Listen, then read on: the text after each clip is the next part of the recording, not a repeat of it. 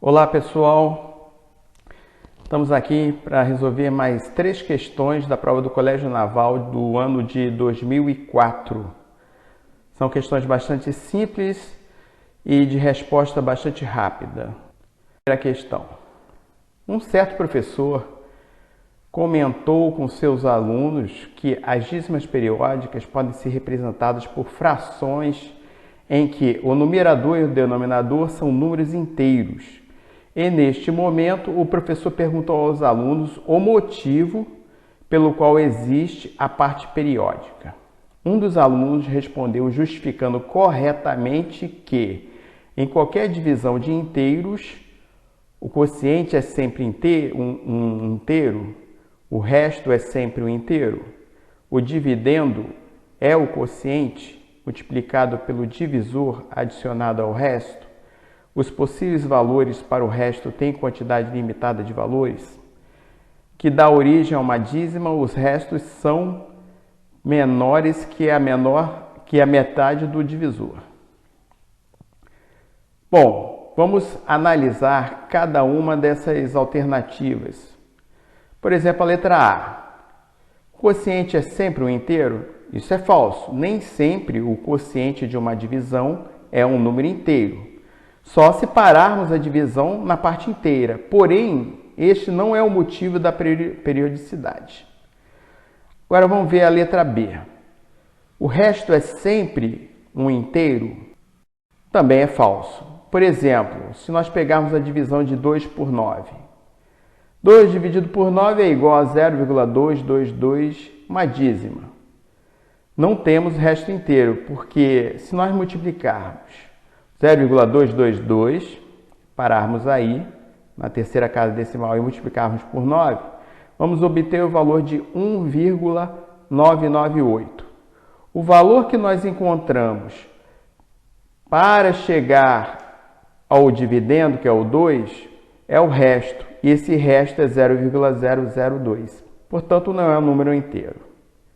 O dividendo é o quociente multiplicado pelo divisor adicionado ao resto? Aparentemente, essa assertiva aqui está correta. Mas observe que dividendo é o quociente multiplicado pelo divisor adicionado ao resto. Isso é válido para qualquer divisão, seja ela exata ou periódica. É falso. Isso é válido para qualquer divisão. Seja divisão exata, seja geradora de uma dízima periódica. Portanto, não é esse o motivo. Agora, observemos a letra D. Os possíveis valores para o resto têm uma quantidade limitada de valores. Essa aqui é a nossa resposta, verdadeiro. Os valores do resto eles estão limitados em 0 menor ou igual a resto, que é menor do que o divisor, que é o D, né? Ou seja, existe um número finito de possibilidades. E algum valor que volta a se repetir no resto gera a periodicidade da dízima.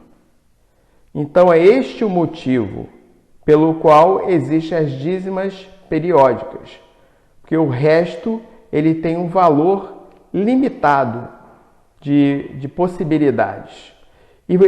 E uma possibilidade voltando a se repetir, nós teremos a repetição dos valores dos quocientes. Então, a dízima passa a ser periódica nesse momento. Então, essa aqui é a resposta correta. Vamos analisar agora a letra E. Numa questão de concurso, é muito importante analisar todas as alternativas, porque às vezes é muito sutil a diferença de uma alternativa da outra. Letra E. Que dá origem a uma dízima, os restos são menores que a metade do divisor. O resto nem sempre é a metade do divisor. Ele está no intervalo de 0 menor ou igual a R, que é menor ou igual ao divisor.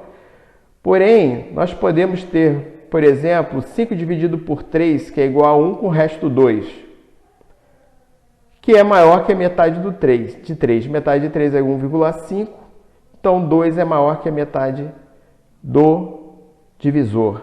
Então, a alternativa E também está errada, né? Então, a resposta dessa questão é letra D. Os possíveis valores para o resto têm a quantidade limitada de valores.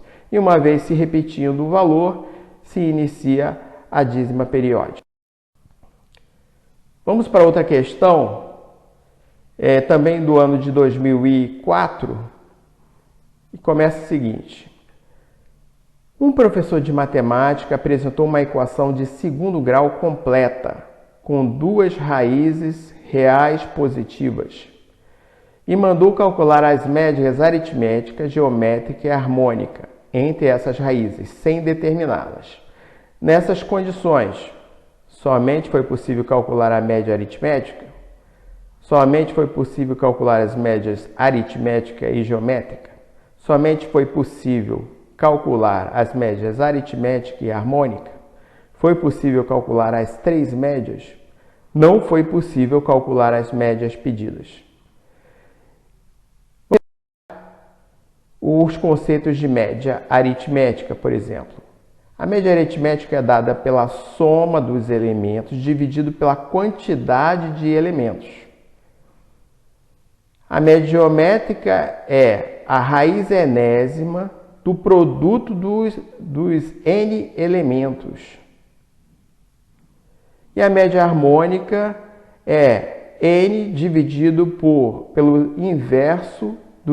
pela soma dos inversos dos n elementos.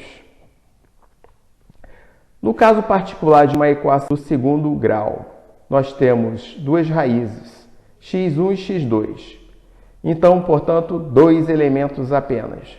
A média aritmética seria dada por x1 mais x2 dividido por 2, que é igual ao quê? A S, que é a soma das raízes, dividido por 2. Como é que ficaria a média geométrica? Seria a raiz quadrada de x1 vezes x2, ou seja, a raiz quadrada do produto das raízes. E a média harmônica seria igual a 2, que é dividido pela soma do inverso das raízes, x1 e x2. Isso, efetuando a simplificação da expressão, daria 2, que multiplica x1 vezes x2, tudo isso dividido por x1 mais x2. Isso aí também seria igual a 2 vezes o produto, x1 vezes x2, P, dividido pela soma S, x1 mais x2. E por que nós deixamos em termos de S e P? Está aqui. É uma equação completa de segundo grau. É uma equação em que os coeficientes A, B e C são todos eles diferentes de zero. Sendo x1 e x2 raízes da equação do segundo grau, temos a seguinte propriedade. O produto x1 vezes x2 igual a P, ele é dado pelo coeficiente C dividido pelo coeficiente A. E a soma x1 mais x2, que é igual a S, é igual a menos coeficiente B dividido pelo coeficiente A. Isso aqui são propriedades da equação de segundo grau. É válido para qualquer equação com A diferente de zero. É lógico, se A for igual a zero, deixa de ser uma equação de segundo grau. Isso implica no quê? Ora, isso implica que a média aritmética pode ser dada por soma dividido por 2, nós já vimos, e isso é igual ao quê? Se a soma é menos B sobre A média aritmética vai ser menos B sobre 2A. A média geométrica, nós já vimos que pode ser dada pela raiz quadrada de P, sendo P igual a C sobre A. Então, a média geométrica pode ser dada por raiz quadrada de C sobre A. E a média harmônica? Nós vimos que pode ser dado por 2P sobre S, sendo P produto das raízes, e S, a soma das raízes. Fazendo a substituição, nós obtemos que 2C sobre A dividido por menos B sobre A vai ser igual a menos 2C sobre B. Portanto, se nós temos uma equação de segundo grau completa com A, B e C diferentes de zero, nós conseguimos calcular todas as médias aritméticas, a aritmética, geométrica e harmônica. Portanto, a resposta para essa questão, letra D. Foi possível calcular as 3 médias. E última. Sabendo-se que a equação x² que multiplica x² mais 13 menos 6x que multiplica x² mais 2 mais 4 igual a zero pode ser escrita como um produto de binômios do primeiro grau, a soma de duas das raízes reais distintas é igual a... Então, nós verificamos que essa equação é uma equação de quarto grau. Por que quarto grau?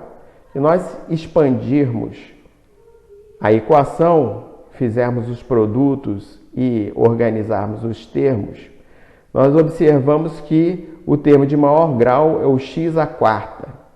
Vamos fazer uma inspeção nessa equação substituindo x por zero. Então, 0 que multiplica 0 mais 13, menos 6 que multiplica 0, que multiplica 0 mais 2, mais 4. Isso aqui é igual a 4 e não igual a 0. Então, x igual a 0 não é a solução. Vamos fazer a substituição com 1. Então, 1 que multiplica 1 mais 13, menos 6 que multiplica 1, que multiplica 1 mais 2, mais 4, igual a... Efetuando a primeira operação ali vai dar 14, menos a segunda operação ali vai dar 18, mais 4.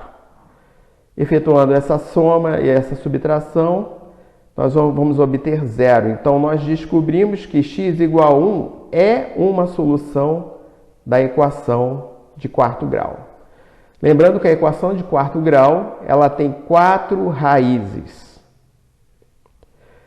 Agora, vamos inspecionar utilizando x igual a 2.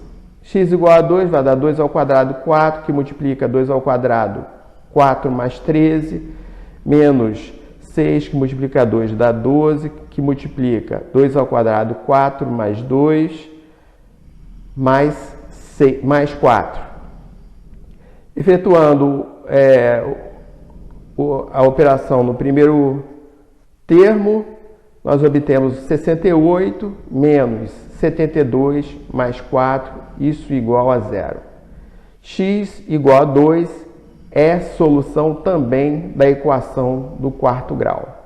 Então, das quatro raízes, nós já descobrimos duas.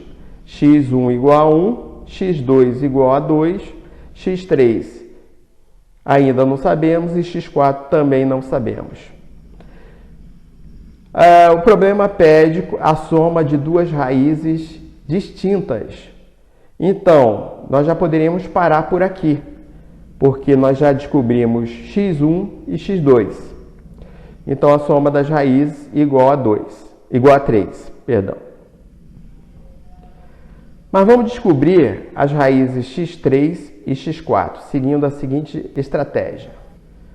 Bom, nós sabemos que aquele polinômio grande, x2, que multiplica x2 mais 13, menos 6x, que multiplica x2 mais 2, mais 4, pode ser representado por um produto de binômios de primeiro grau, do tipo x menos 1, que multiplica x menos 2, que multiplica x menos x3, que multiplica x menos x4, onde 1, 2, x3 e x4 são as raízes da equação de quarto grau.